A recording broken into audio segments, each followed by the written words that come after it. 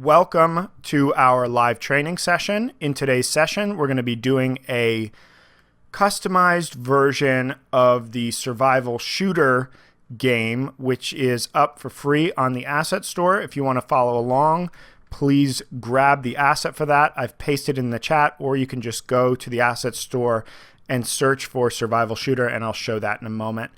You can see a picture of what the finished product is going to look like. We're using the Unity 5 version of survival shooter, which is upgraded for Unity 5. And so basically, survival shooter is a top-down, sort of like a twin-stick shooter with the mouse, where you move with WASD or the arrow keys and you fire with the mouse. And so we're going to convert that to a click-to-move style game where you click on the place you want to move to, and then you click on an enemy to move towards them and attack them. So what I'm going to do first is I'm going to show you I'll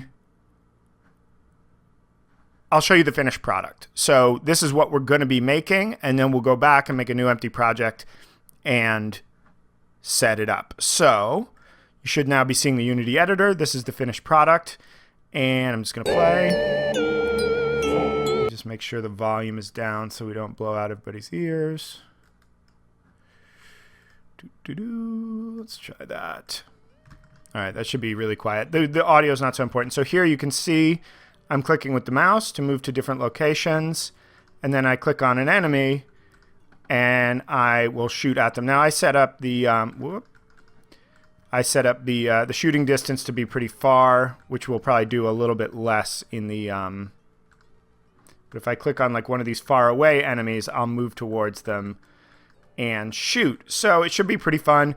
This is definitely, we were having a little discussion about MOBAs in the chat before we started the stream. This is definitely inspired by MOBA style mechanics. Insert your favorite MOBA here. They're pretty mechanically similar.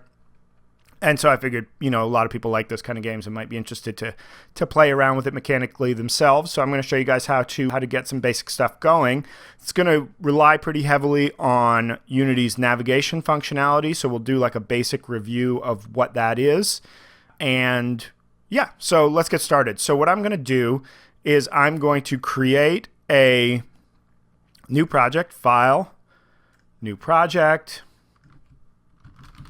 Call this click to move live, and I'll save that. This is going to be a new 3D project with the 3D defaults, and then we're just going to go to Window, Asset Store, and we're going to grab the survival shooter complete project. So probably easiest just to search for survival shooter. We want Unity 5 survival shooter. This is the one upgraded to work with 5. I'm using Unity 5.1.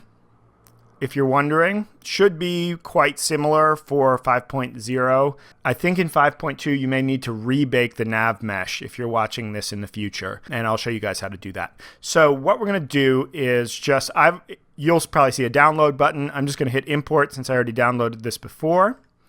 You may need to wait a minute. Now, you're going to get a warning that says importing a complete project will overwrite your current project settings. What this means is there are things like layers, tags, and the input settings that will get replaced with the settings for this project. And so if you're working on a project already, don't do this. It will break your project, right? You want to do this in an empty project, as the warning says. So just a little word to the wise there.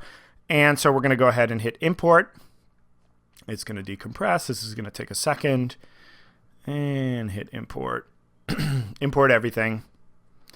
And just let it do its thing. So what we're going to do is, so if you're interested in this project and you've never seen it before, there is a complete video series on walking you through making this project. Some of the stuff is pre-created, some of the assets and a few of the scripts, but basically you'll set up movement, you'll set up the game logic, do a little bit of UI, etc. And so if you want to go through this project in detail, please check out the complete project, which is at unity3d.com/learn, and you can walk through it in detail. What we're going to be doing is there's a folder called completed assets that's provided with this project, which is the finished version. So if you want to refer to it while you're working on the project, you can. And so what we're going to be doing is we're going to be opening the scene in the completed assets and basically replacing the player movement script with a script that we're going to write. There's a few very small tweaks besides that we're going to use, but we're almost using this project as it is, with the exception of changing those movement mechanics. So it's going to be pretty focused on scripting. Nothing super advanced here, so if you're a beginner or a new user, you should be able to follow along quite well. And of course, this will be recorded and archived on YouTube. Should be up by the end of the week. If you fall behind or get lost, you can always come back and check out the archive. I'll be taking some breaks to answer questions in the chat, so please post them there. It may take me a few minutes to get to you, so just please be patient. Okay, so we've got this imported. I'm going to go to the project folder, completed assets, scenes, and open level 01 5.x. Importantly, we're in completed assets, right? Double click that to open it up. And here we have the completed scene. Now, if you want to just, let me do the same thing I did of turning down the audio. Turn it down really low. We don't really need to hear the audio. There we go. Okay, so here, the default is that we are looking with the mouse, left clicking to shoot, and then moving with WASD or the arrow keys, right? So sort of twin stick-ish shooter, mouse and keyboard. And so we're going to be replacing this with click to move mechanics. So the first thing that we're going to do is we're going to highlight the player, and we're going to remove the existing player movement script, right? This is the script that's currently accepting input and moving the player, and so we're going to remove that. So we're just going to left click on the gear menu here and choose Remove Component. Now, we're going to add a new script of our own, so I'm just going to go down to Add Component. Now, we haven't written this script yet, so what I'm going to do is I'm just going to type the name, which is going to be click to move. And you'll notice now it gives me the option for new script. I'm going to click that, and then I'm going to choose create and add. Let's collapse the audio source using the fold out here and the collider and the rigid body just so we can see things easily. So I like to use that add component and then add the script that way, as opposed to creating a new script and then dropping it in, because often I'll create the script and then forget to add it to the component. So just a little workflow thing for you there. Okay. So what we're going to do is we're going to open up this click to move script, and we're going to do some scripting. This is my old one from my run through. We will close this without saving. Okay, so you should be seeing mono develop now, and now there's one important step that we need to do here at the beginning, which is we need to put this script in the completed namespace. So if you look at one of the existing scripts, like let's say the player health, you'll notice that it's in the namespace complete project, right? And what this means, or what this allows us to do, is to have two copies of the player health in the project at a time and differentiate between them. So things that are in the complete project namespace are not going to conflict or interoperate with things which are not in that namespace. So if you leave out a namespace, it's just all going to be in the same namespace, and the default is that there is no custom namespace. So we need to put this in the same namespace as the other completed scripts. So we're just going to type this namespace completed project along with an open bracket and then a closing bracket all the way at the bottom of the class. So let's do that. And this is going to be before the class declaration, right? So we're going to say namespace complete. I think it was complete, right? Not completed. Let's double check. It's got to match, right? Yeah, complete project. Open bracket, and then down at the very bottom, close bracket. And then I'm just going to select all of this and hit tab just so we can kind of visualize more clearly what's going on. Keep our code looking as nice as possible. The first thing that we need to do is we're going to declare some variables. So up here, so within the class, right, we're going to add a public variable of the type float called shoot distance. So this is and we're going to default it to 10. And we can tweak this in the inspector later because it's a public variable. So what this is when we click on an enemy, the player is going to walk towards the enemy. And then once it gets into shooting range, specified by the shoot distance, it's going to stop walking and start shooting. So in this case, once we get within 10 units of the enemies, the player is going to stop and start shooting. And we can tweak that. Next, we're going to have a public variable of the type float called shoot rate. And so this is going to be how quickly the player can fire repeated shots. And so the way that our mechanic works is you click on an enemy, and then the player is just going to fire repeatedly until that enemy is dead. And so in this case, they're going to fire every half second, and that's going to repeat. Next, we're going to have a public variable of the type player shooting. So player shooting is, and we're going to call this shooting script. So player shooting is the script that controls the player's shooting behavior. And so what we're going to do is instead of checking for input in that script, we're going to get a reference to it here and then call the shoot function from that script from within click to move. So we're going to store a reference to the shooting script here and then call functions on it from this script. And so that's all we need for public variables. Next, we're going to declare some private variables. So we're going to have a private variable of the type animator, and we're going to call this anim. Now, the player currently has an idle and a walk animation along with a death animation. And so what we want is we just want to be able to control while the player is moving towards a destination, we want him to play his walk animation and we want him to stop when he gets there, right? So we're going to get a reference to our animator component and store it in anim so we can tell it when to start and stop that walk animation. Then we are going to add a private variable of the type navMeshAgent. Now, a navMeshAgent is an important part, and we're going to call this navMeshAgent lowercase. navMeshAgent is an important part of the Unity navigation functionality. And so let's just take a quick look at that before we continue scripting. Let me jump back over to Unity, and let me actually just take a really short look at the chat before I keep going. Don C is asking, does Unity automatically find the script, or do we still need to drag and drop it in the inspector? In this case, I made it public so that we could drag and drop. We're also going to I'll do some get component calls, which would be another way to do it if it was attached to the same object. But in this case, because we have a public slot, we can drag and drop it. WebOx asks, can you reference something that collides and it's placed outside the selected namespace? No, that's the reason that we put this in the completed namespace. If I was trying to, let's say, call a function on player shooting and player shooting was in completed and click to move was not, they wouldn't work. Okay, so let's keep going. So the first thing that we're going to do is add a navMeshAgent component to the player. So I'm going to choose add component, type nav, or here, I'll show you how to mouse to it. So you're going to go to navigation and choose navMeshAgent.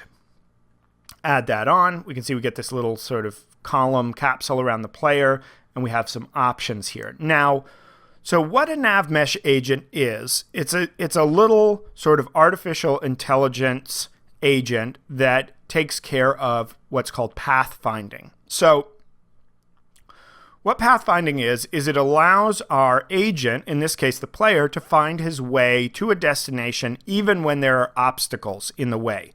So when we're using WASD, the player is going to is going to navigate their own way around an obstacle. They're not just going to walk into a wall. But let's say here in our scene view, if I clicked on the far side of those Lego blocks and just tried to move there in a straight line, I would hit the Lego blocks and not be able to go any further. And so this is where navigation and our navMeshAgent component come in handy. So I've actually got the navigation tab open, but I'll show you how to open it. We're going to go to Window, Navigation, and you'll see that as soon as we open it, this blue tint appears on the screen, and that's actually the representation of our nav mesh. And I'm holding down Alt and left clicking to rotate the view. And you can see that I'm using mouse wheel to scroll out. You can see that we've got this kind of blue plane across the floor, but there are these holes in it. And in this case, we have holes around our Legos, around our top, around our flipped over car. And so these are showing the blue areas are the areas that are traversable, right? These are the places where an agent can walk, right? In this case, we're talking about the player, but the AI units, the enemy units, also use a nav mesh agent to get where they're going. So this is actually pre-set up in this scene because it's part of the tutorial. I'll give you a quick review of how to set it up if you've got an empty scene. So basically here we have a holder object called environment that contains everything, all the background stuff, the obstacles, the floor, all of this stuff is in here, right? Now, the key information here is that this whole object and all of its children are flagged as static, right? And the easy way to do that is just to select your object or your objects and just click the static flag up here. Now, you can go in and individually choose whether it's light map static or occluder static or batching static. So these are all different static flags that are used for different functionality. The key one here is that navigation static is true, right? Because we're working with navigation, that's the important one, but just checking everything to static is not a problem in this case. So with these objects flagged as static, and having them flagged as static means they're not going to move, they're not going to change, they're not going to be destroyed at runtime. Like if we destroyed the floor while our player was walking on the nav mesh, they would just keep walking around in midair. They would not understand. So the nav mesh has to be pre-baked in the editor. You cannot generate it at runtime currently, although that's something that I know that the guys are working on and hopefully will change sometime in the future. No promises, but I have heard things that it's being worked on. So with this flagged static, right, in the navigation window, we can see what the traversable areas are. And we can see actually that some areas that we're never going to get to, like the top of this stool, are also marked as traversable, right? And if we wanted to get to those, we would need to use what's called an off-mesh link, which would allow our agents basically to jump up there. And you would place those off-mesh links where you wanted them to jump to. We're not going to cover that here because we don't need it, but just for your reference. So if your nav mesh is not baked, you're going to want to make sure your stuff is flagged static. Go to the Bake tab. And then here you can set some parameters. So we're just going to keep working with the parameters that we have. But basically we have the agent radius, which is how much space the agent takes up. So let's say if we had a really large agent, it would not make a nav mesh, let's say, between these two things, right? It would show this gap as impassable if the agent was too big to fit through. The agent height does the same thing on the vertical axis. The max slope means if we had a hill that is greater than 45 degrees, we would not be able to walk up it. And the step height is the same. So if something is less than 0.35 units high, it will be treated like a set of stairs, let's say, that the player or the agent can walk up. But if it's more, they won't be able to walk up it without an off-mesh link. And then here we have settings for generated off-mesh links. So once you've set all that up, you're just going to go ahead and hit Bake. I'll do it. It's just going to, you'll see it takes, depending on how fast your computer is, it may take a few seconds to a few minutes. It's exporting tiles, and there it goes, right? Nothing has changed because I didn't change any of the settings, but now that's regenerated the nav mesh. And sometimes, like I remember when we went from Unity 4 to Unity 5, the old nav meshes would break and you would have to rebake them. So you may see that in projects, and often just rebaking the nav mesh is if you're having issues, is a good place to start. Sort of, did you turn it off and on kind of thing. All right, let's see how everybody's doing. Let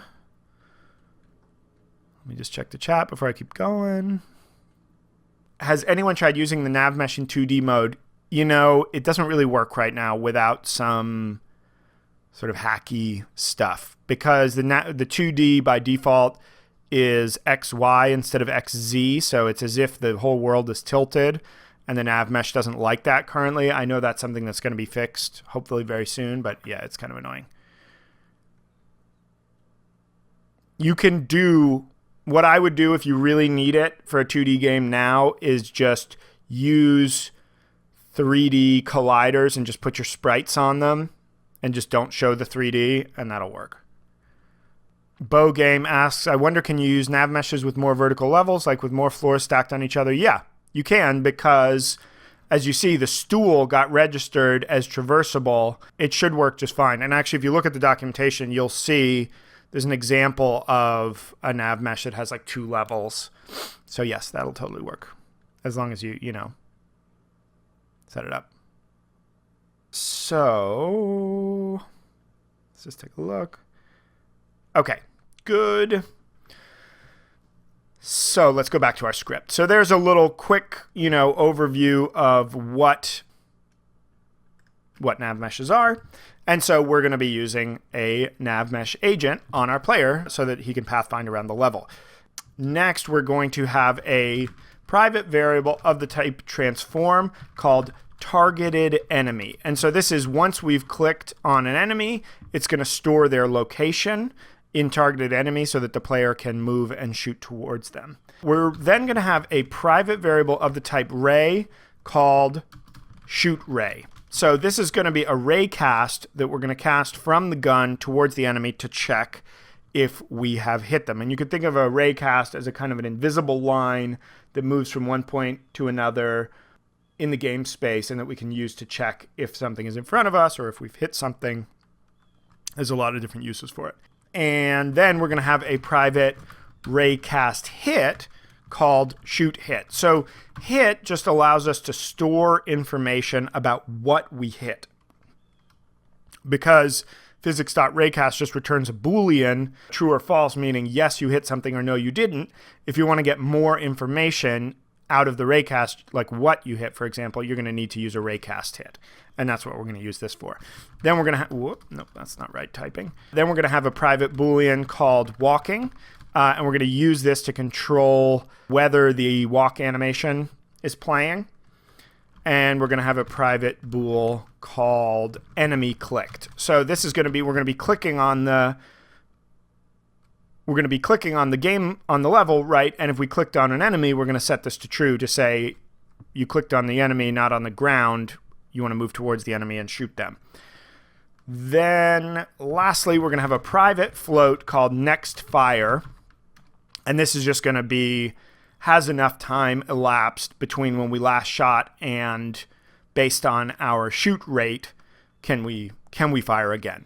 So what I'm going to do now is I am going to change, let me just move my notes here so I can see the chat a little, make sure nothing terrible is happening. I'm going to change, I'm not using start in this script, so I'm going to change this to not a whale. I'm going to change it to awake. And what we're going to do in here is we're going to get and store some references to the components we're going to be using. So first of all, we're going to say anim equals get component animator. And so we're going to store a reference to the animator component that's attached to the player so that we can tell it when we want it to play the walking animation and when we want it to play the idle animation. The reason this works, for those of you guys who are beginners, is because the animator is attached to the same game object as our click to move script, right? So if that's the case, you can just say get component name and store that in a variable so that you can access it.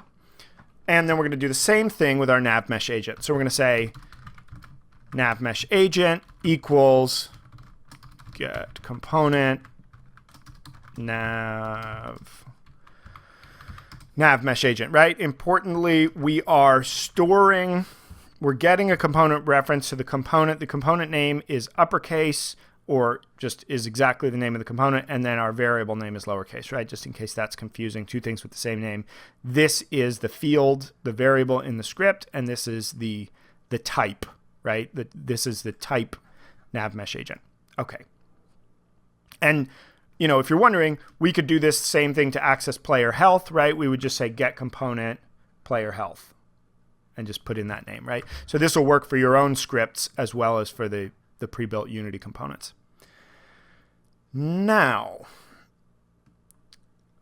okay, so just looking at the chat, a couple of people asking why awake versus start. Awake is called before start. So in this case, there is no start function, so it kind of doesn't matter, but I always like to do my get component calls in awake in case, for example, I wanted to say, get a reference to the animator in awake, and then in start, maybe start playing an animation or do something to it there. So I use awake for my kind of setup and initialization, and then start might be to start a loop or whatever it is we want to do.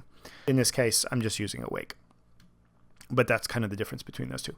All right, so let's continue. So now in update, so update is called every frame, right? This is our main loop. And so what we're going to do is we're going to declare another array called ray, lowercase, and we're going to say ray equals camera.main. So camera.main is a useful way to just access the main camera. If you have one camera in your scene, by default, that will be camera.main. And so you don't need to store a reference to this camera. You can just say camera.main.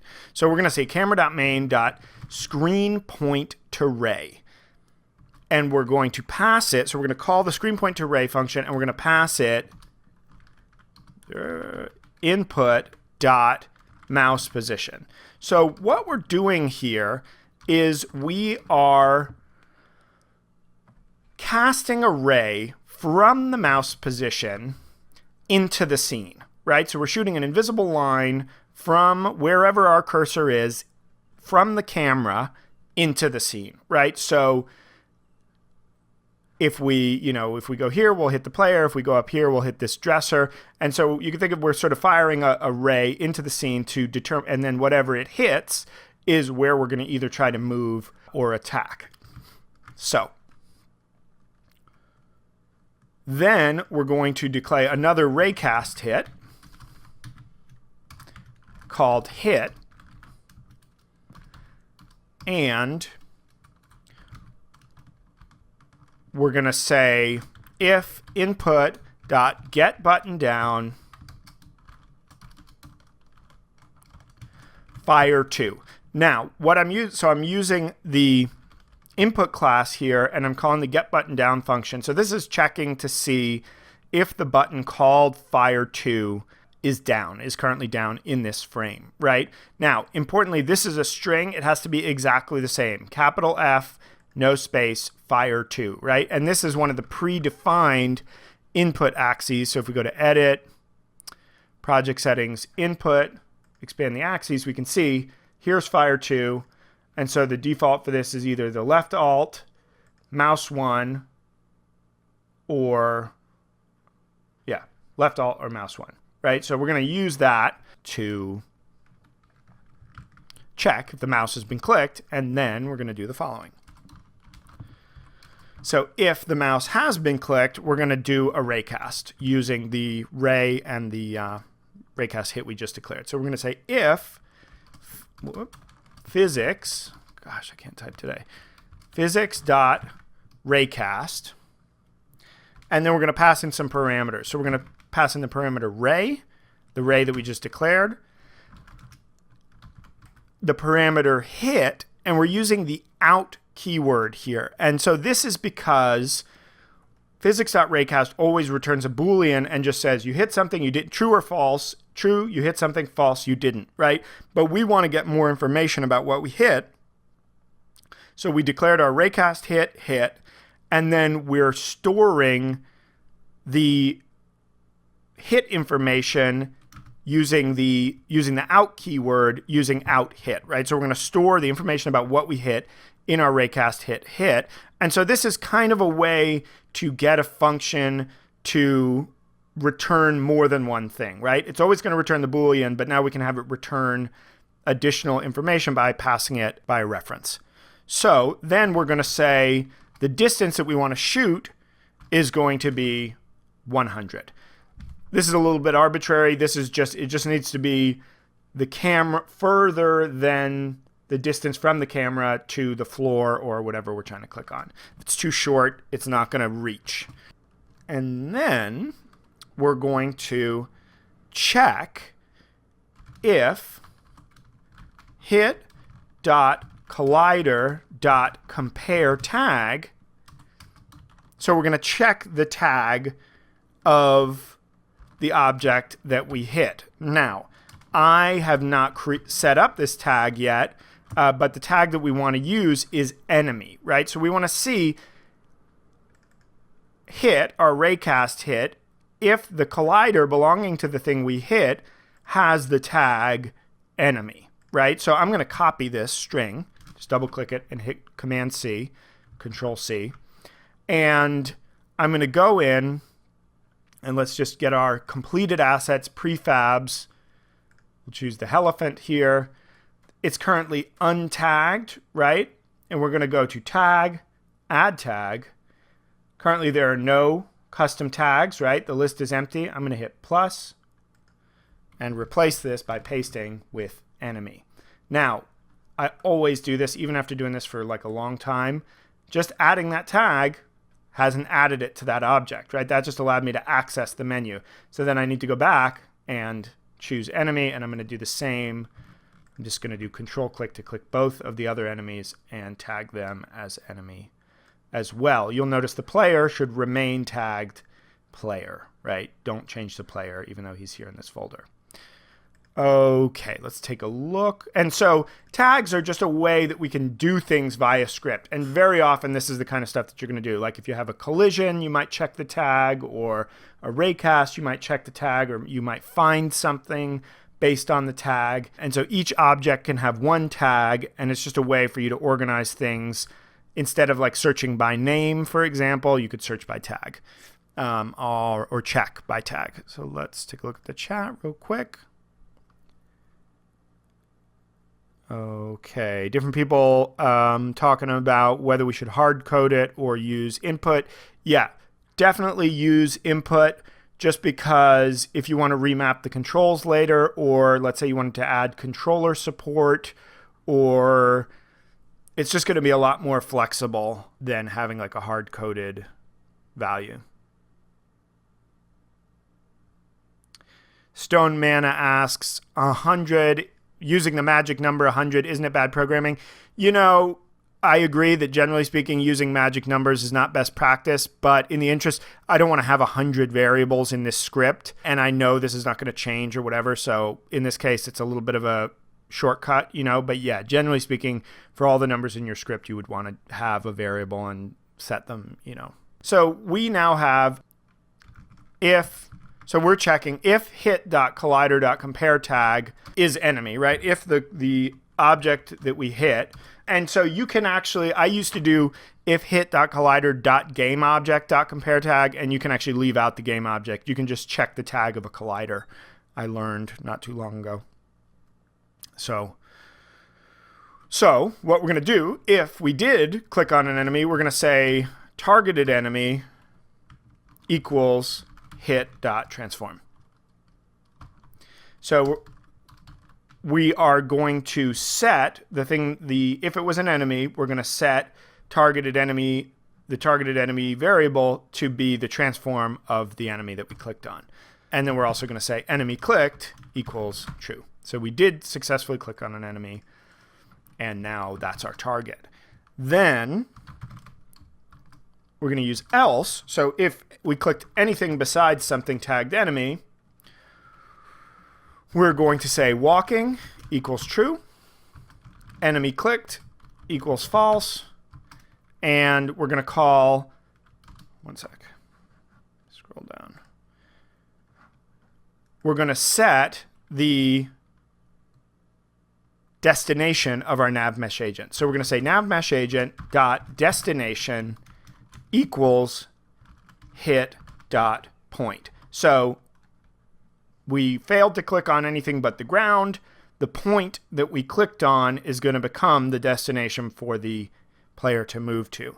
And then we're going to call nav mesh agent dot resume. right? Meaning start walking again or continue walking.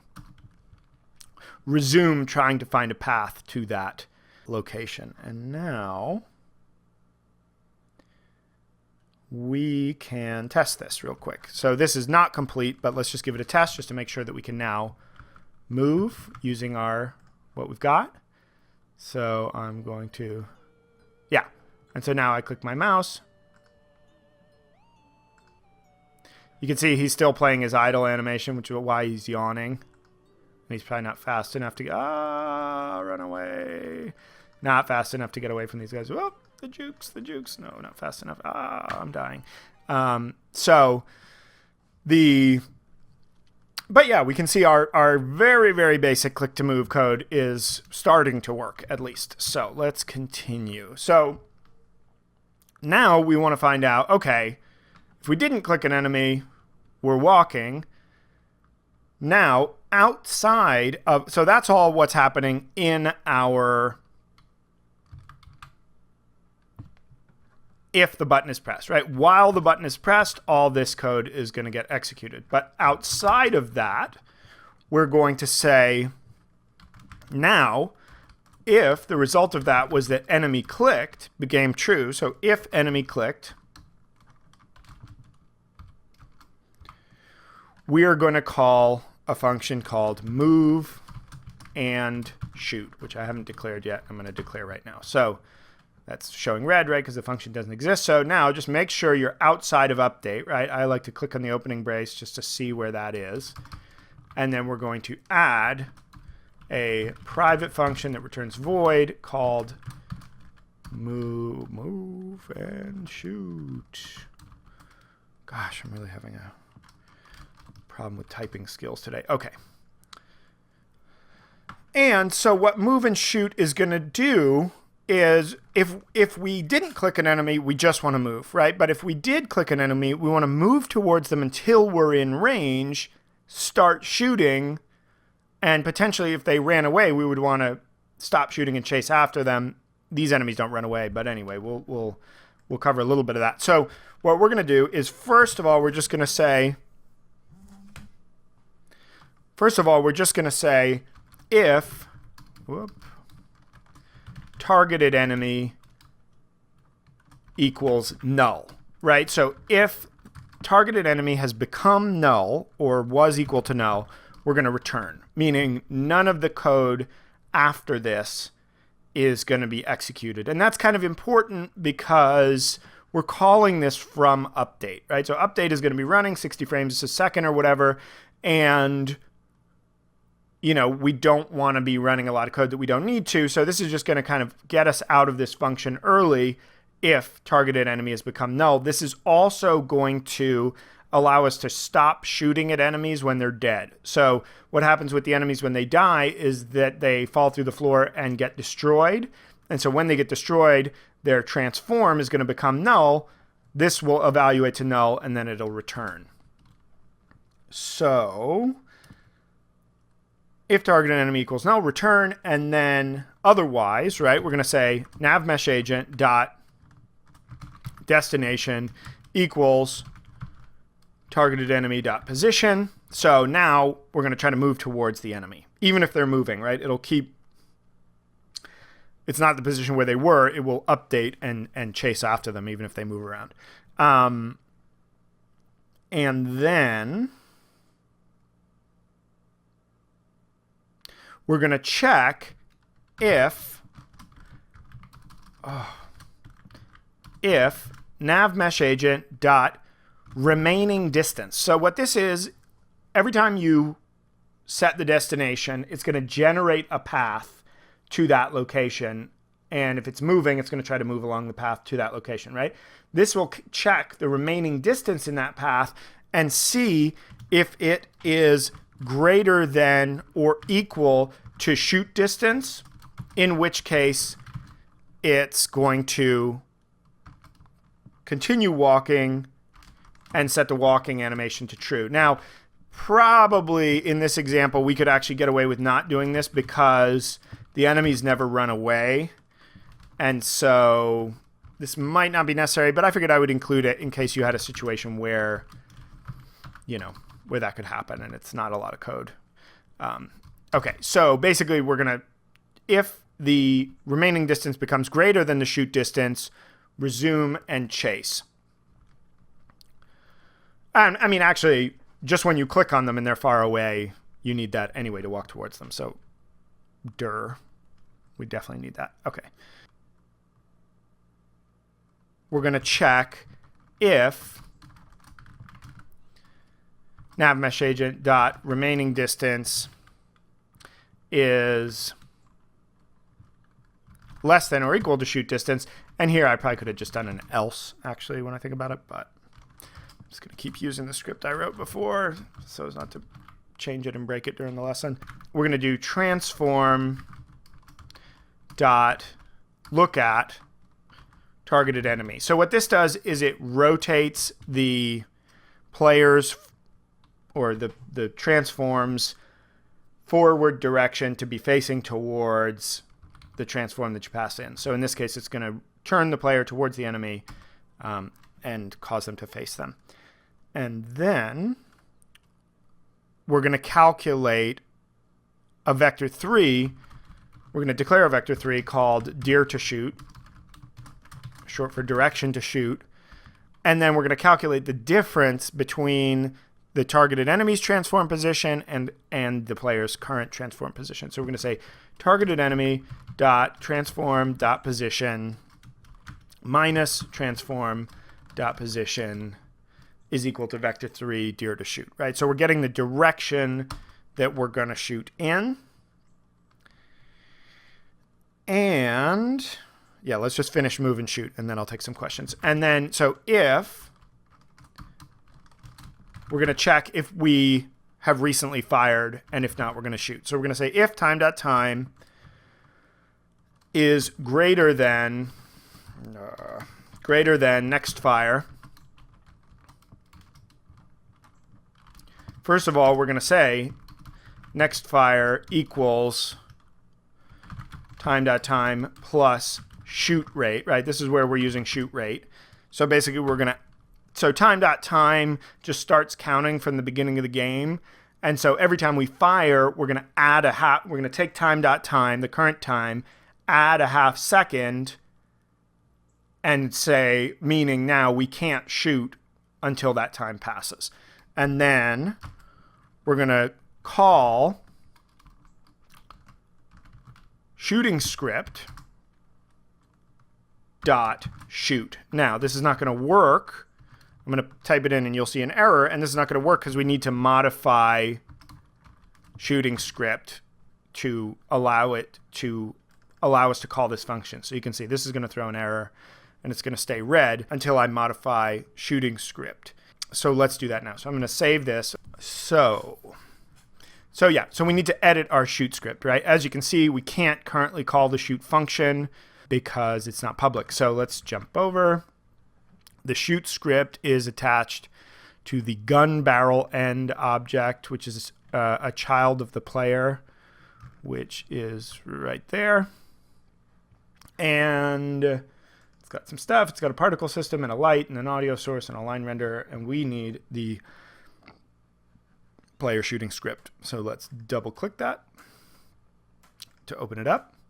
And I'm not going to go through everything that's here. If you want to learn all about how all this is done, check out the survival shooter project at unity3d.com/learn. There's a full tutorial going through this whole project. All we're going to do is we're going to go down to in update here. We've got the input code. So this works on mobile as well, the original one, not this click to move example. You'd need to do some different stuff for the mobile input code. Turn the mouse clicks into touches. Wouldn't be that hard actually, but it might be nice for mobile actually when I think about it. Probably nicer than a virtual joystick. So there you go. There's a little extra credit project for you. All I'm going to do is just comment out the calls to the shoot function here so that we cannot shoot using these original controls. And then I'm just going to go down here, line 77, where we're calling shoot, and I'm just currently private, right? Because it's got no access modifier, and I'm going to make it public. and I'm going to give it a parameter. So I'm going to give it the parameter of the type vector3 shoot deer. And so what this is going to do is when we call the shoot function, we're going to pass in a vector3 to say the direction we want to shoot in. And then I'm just going to take that, and down here we have the shootRay.origin, right? So this is already using a raycast to shoot. And so we have shootRay.origin is the gun barrel end position. The direction is transform.forward, and I'm just going to say make it the direction of shoot deer, right? The direction of the enemy. And that's all we need to do to that. So I'm just going to save it. So we're just basically modifying those basically 2 lines so that now we can call this function from outside of the class and pass in the direction to shoot in as a parameter from the function call, which is here. And we can see that that no longer is giving us an error. Let's save that. Make sure I save this. Control S. And then let me just look at where I'm at. I think we could test. Oh, let's just add 2 quick things to this. So,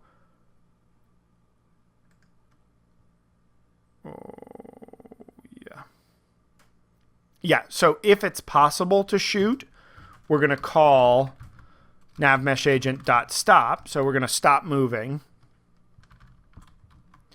and we're going to set the walking to equal false. So let's give that a quick test. It's not complete, but we can just test the functionality that we just added. All right, so we're moving. Let's find an enemy. And it's not working. Okay, I just got an error. Let's take a look at the error. What did I miss here? Object reference not set to an instance. Oh, yeah. So here, I forgot to drag in the reference to the shooting script. So what we're going to do, highlight the player. Here's our click to move. We can see the shooting script is none. And we're going to drag the gun barrel end, which has the shooting script on it. Drop it in there. So now we've got a reference, right? Oh, actually, don't do that. I'm doing that with the thing paused. You see it resets. Derp. There we go. Okay. Now let's test again. I'm clicking to move. There we go. I'm clicking. So you can see a little bit weird, right? He keeps shooting into the floor. Oh my God. Definitely not fast enough, right? We're going to have to tweak these values. Oh, can I get through here? Yes. Okay, choke point. Shoot them. Not fast enough and not shooting fast enough, right? So we'll tweak those values in a second. But anyway, we can see that it's kind of working, right? We can click on an enemy and it starts firing repeatedly at them. But it's doing a little bit of a weird thing where the enemy falls through the floor and the player keeps tracking it. And so we're going to tweak some values to make that not happen as well. The only thing that our script is not doing so far is getting our walking animation working properly, right? So what we're going to do now is we are going to, up here, after we checked if the enemy was clicked and then called move and shoot, we're going to say if navmeshagent.remaining distance is less than or equal to navmeshagent.stopping distance. So the navmeshagent has a variable called stopping distance, which I'm pretty sure you set in the inspector. Yeah, here, right? So here the stopping distance is 0. But basically, if it's within this distance of the destination, it will stop. And so what we're going to do is we are going to set walking to equal false. And then else, right? So if we're not within our stopping distance, we're going to set walking to equal true.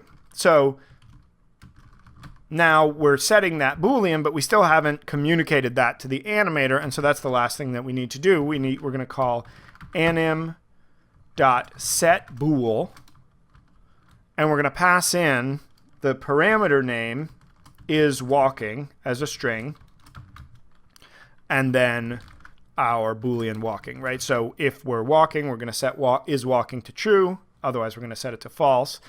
And I'll just show you quickly if you want to see what's going on in the animator. On the player, here's the animator controller. To see the controller itself, double click on it. It'll open the animator window. And here we can see, right, we start, we go to the idle animation, and then if we're moving, we transition to the move state, which plays the walking animation via this transition here where the condition is walking, the parameter is walking has to be true, right? And then to go back, is walking has to be false. So when we're calling set bool, we're setting this parameter, which is here in this parameter list, to true, and then we're going to stay in the move state, and then once it becomes false, we're going to transition back to the idle state. Okay, so that should now work. Let's test. There we go. We're walking. Yeah, pretty good. I actually had an extra check that I put in there. I was getting a little bit of weird behavior while I was testing where it was a little unreliable, the stopping and walking. And I'll just show you that quickly. I just added an extra layer of checking here where I did if, whoops, change that to walking. If not nav mesh agent dot has path. So basically if the player has completed their path, if they have no more path to walk, or mathf.absolute navmeshagent.velocity square magnitude is greater than float.epsilon. So basically all this is doing is just checking, is the velocity greater than, not 0, because it might be tricky to get to 0. So float.epsilon is just a way of saying a number very much like 0, a very small number. So basically if we've run out of path, or the velocity is very low, we're going to set walking to equal false. And that's just, you probably can get away without it. I just found while I was testing, I had a few little glitches and that kind of smoothed it out. So just like an extra layer of checking. So this is the next thing we need to fix where he's like turning into the ground, and we'll also tweak the values. So the first thing that we're going to do, actually, first thing I'm going to do is answer some questions. Let me look at the questions real quick, see how we're doing. It looks like it is going to be longer than an hour. Yeah, I'm almost done, actually. Let me pause the questions just for the people who have to leave early, because we're basically done. Let me just edit the enemy script. So all we're really going to do here is, let's go to, I'll catch up in the chat in a second, because I know I want to get through the content. We're going to go to prefabs, pick one of the enemies, and then in enemy health, all the way at the bottom, we have this start syncing function, which is so the enemies fall through the floor. And at the bottom, we're destroying the game object. And this is a case where actually this would have been good to have as a variable, but I'm just going to edit the hard-coded one. We're destroying the game object after 2 seconds. So it falls, sinks through the floor, and then gets destroyed. We're just going to set this really short, like 0.5 seconds, so that it gets destroyed much more quickly so that the player doesn't do that goofy turning through the floor thing. And that should be everything that we need, at least to get the basics working.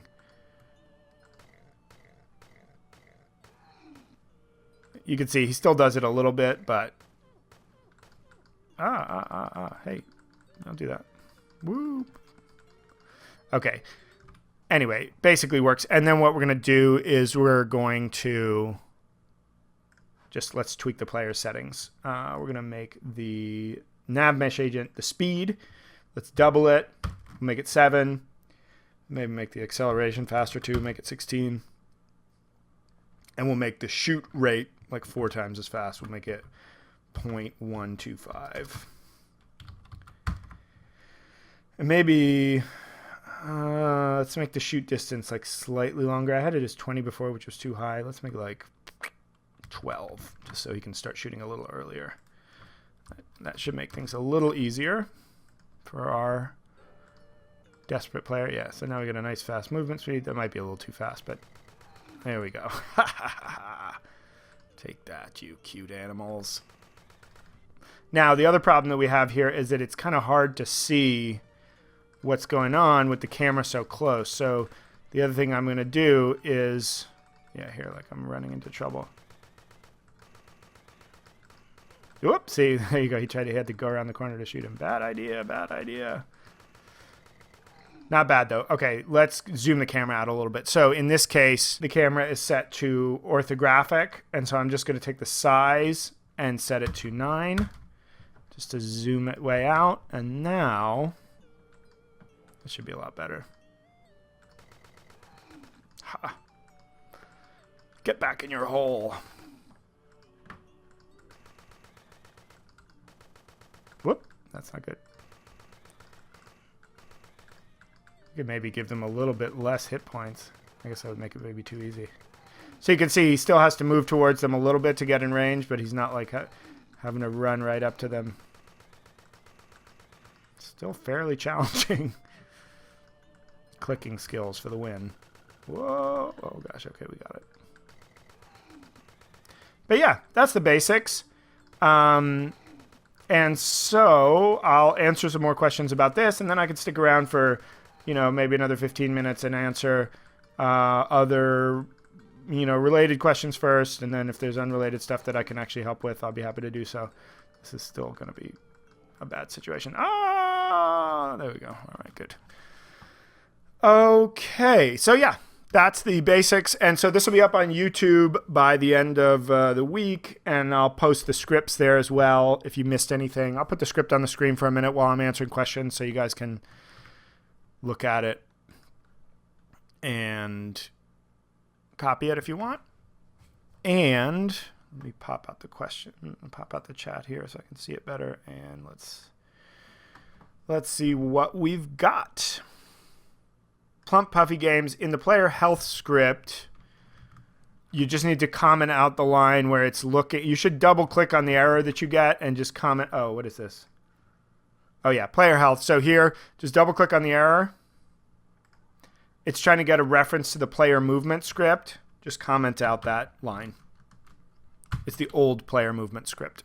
Yeah, I adjusted the sound in the, you go to Window, ask how to adjust the sound, go to Window, Audio Mixer, click on the mixer, and then I turn down the master here.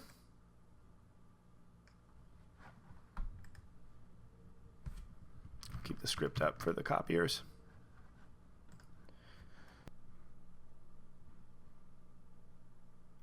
Mr. Frito asks, is there a performance difference on drag and drop and get component? The only difference with that would be if you were calling get component in update or something. If you're doing get component again and again and again, yes, that's going to cost you performance. But if you just do it once in awake or start, then no.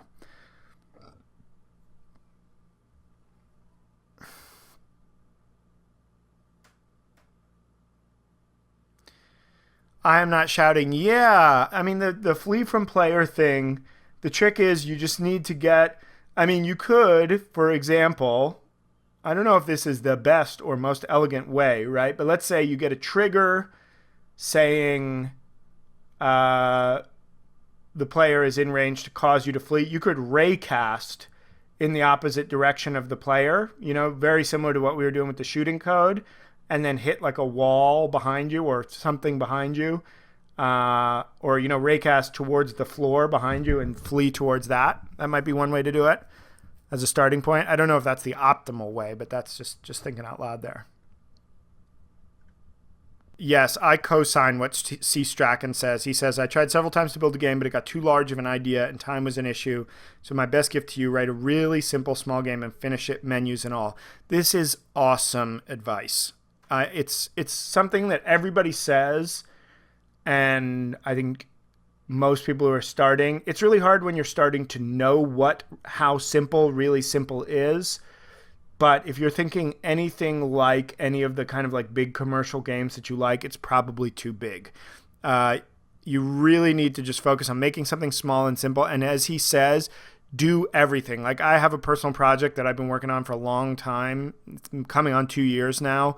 And I was learning lots. I really didn't know that much when I started. And I was learning lots of stuff. And then I got to a point where I was like, okay, I'm getting kind of finished.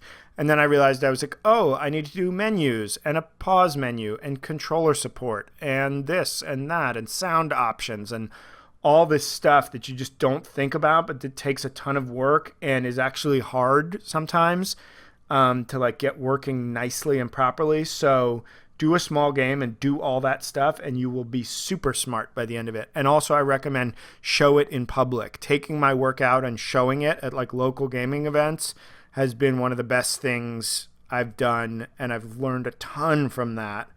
And it's also forced me to like make my game in like a more professional way, because I like show it and then it's all broken and it's embarrassing. So it's really good. All right, I'm going to start wrapping up, guys. Thanks a lot to everybody coming out. Last questions.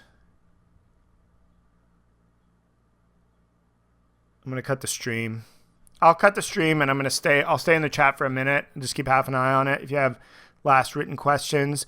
But yeah, thanks everybody for coming out. Good to see the regulars. Welcome to all the new people. And I'll be back in 2 weeks with the training on state machines. Bye.